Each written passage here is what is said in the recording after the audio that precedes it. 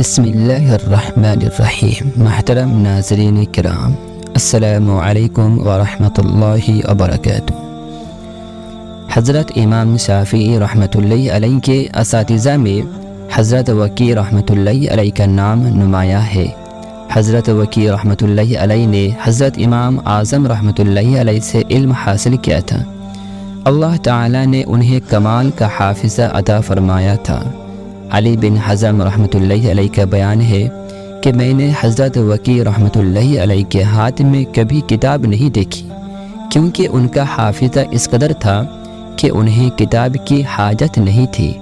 چنانچہ ایک بار میں نے ان سے قوت حافظہ کی دوا دریافت کی تو آپ رحمۃ اللہ علیہ نے فرمایا کہ میری نظر میں گناہوں کے ترک کرنے سے زیادہ کوئی دوائی نہیں ہے۔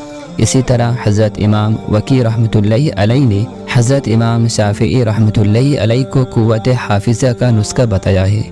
امام شافعی رحمۃ اللہ علیہ اپنی زبانی سناتے ہیں کہ میں نے حضرت وکیع رحمۃ اللہ علیہ کی خدمت میں حافظہ کمزور ہونے کی شکایت کی تو انہوں نے گناہ چھوڑنے کی ہدایت کی، کیونکہ علم اللہ تعالیٰ کا نور ہے اور نور گنہگار کے حصے میں نہیں آتا۔